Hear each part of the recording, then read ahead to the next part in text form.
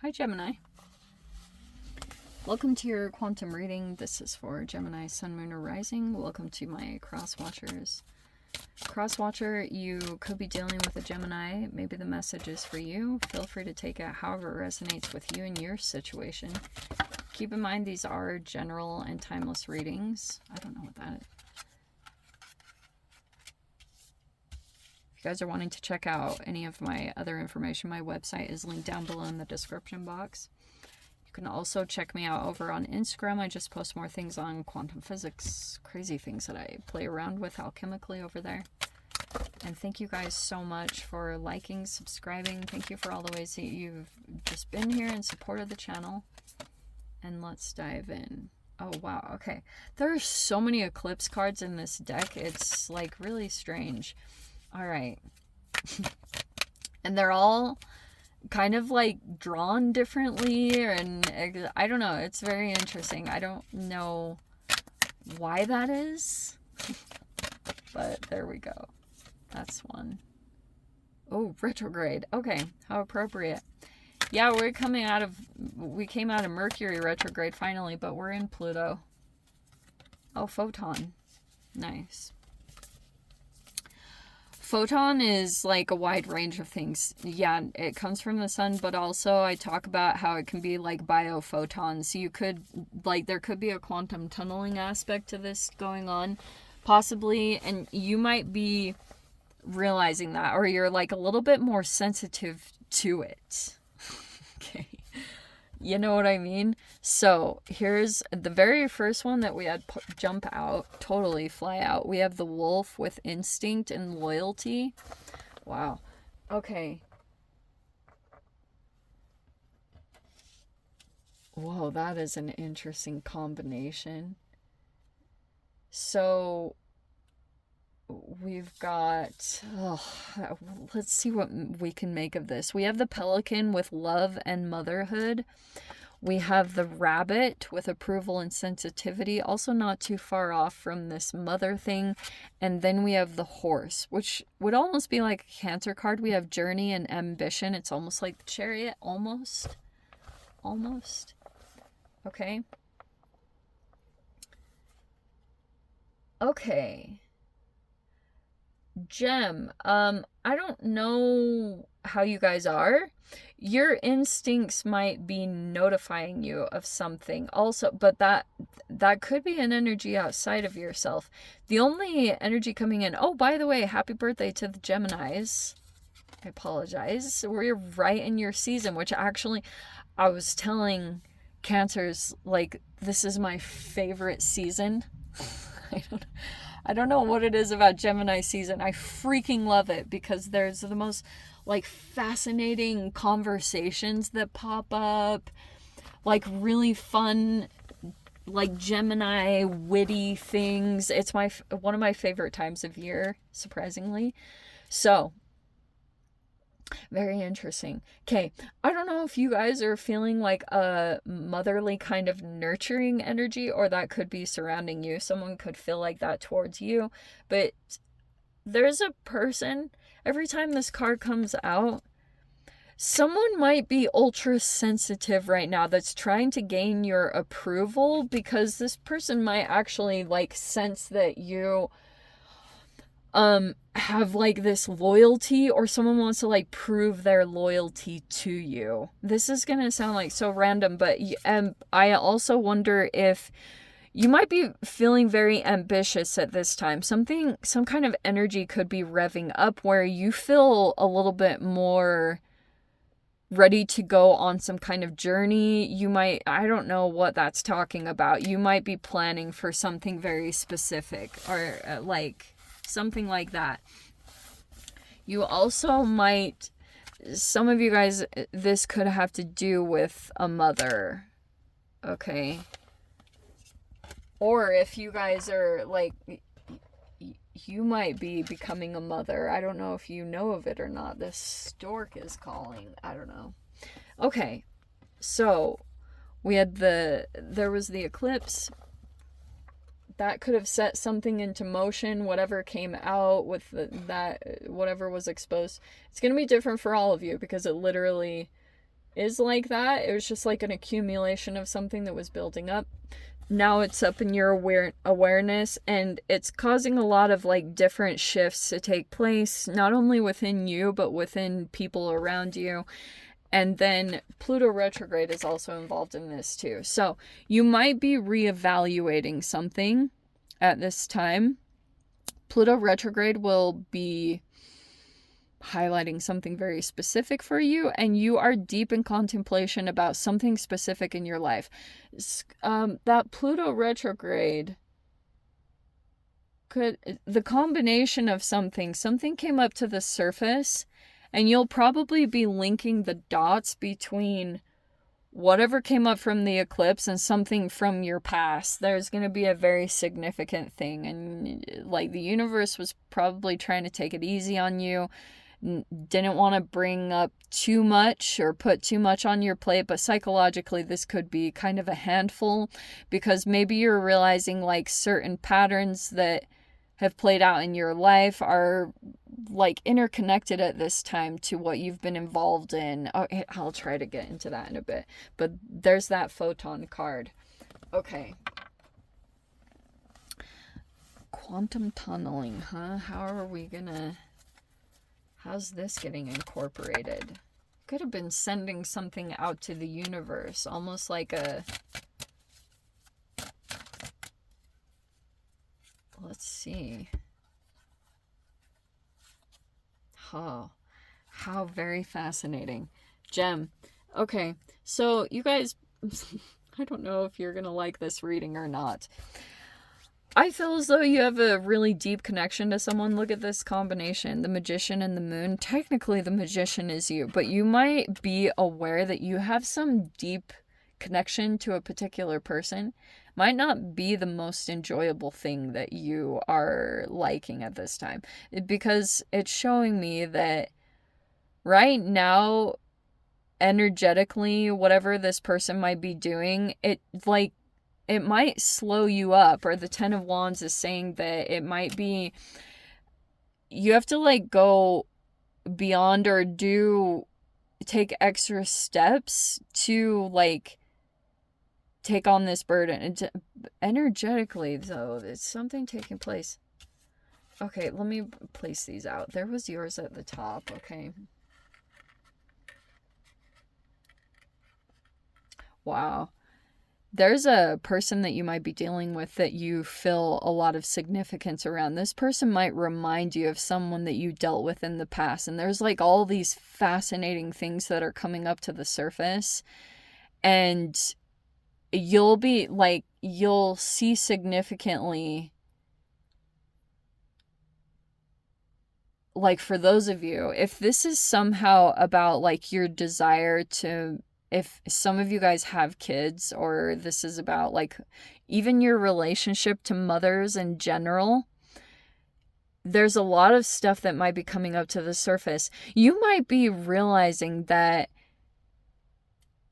some things that you were trying to even do out of approval, or like there was a sensitivity toward that, like if there was any kind of people pleasing involved in here, but you were dealing with energies that had kind of like this instinct that you had this kind of like loyalty, but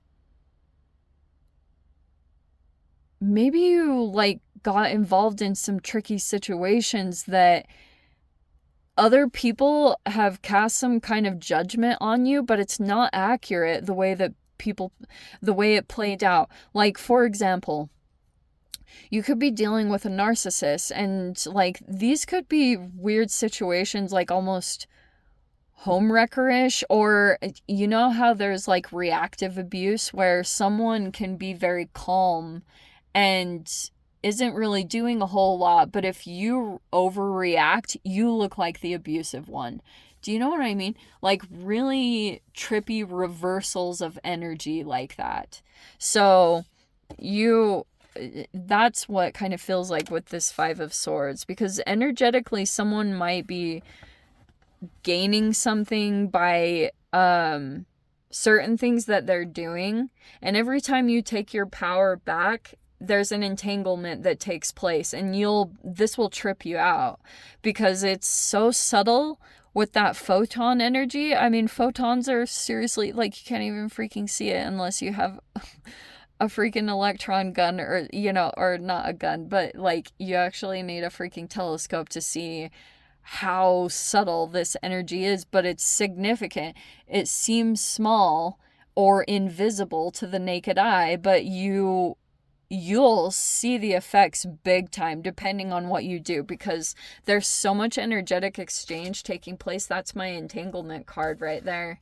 So you have the Two of Wands, because I can see that every time something manifests here in this dynamic, it motivates you to plan and to like take action on the situation, or that's the recommendation, to kind of set yourself up in a situation or take a look out for solutions. Like, just put your intentions out there, speak them out into the universe, and you will see something come forward. And that's how you're gonna like change up this situation. I do see it's gonna come to an end, which is amazing. Here's the Nine of Swords, because this might, like, both of these cards are kind of like, it could be you have some fear. I do think that it's not as bad. I know that's like some of you guys, it might be like really stressful, but just know that's the same thing for both of you.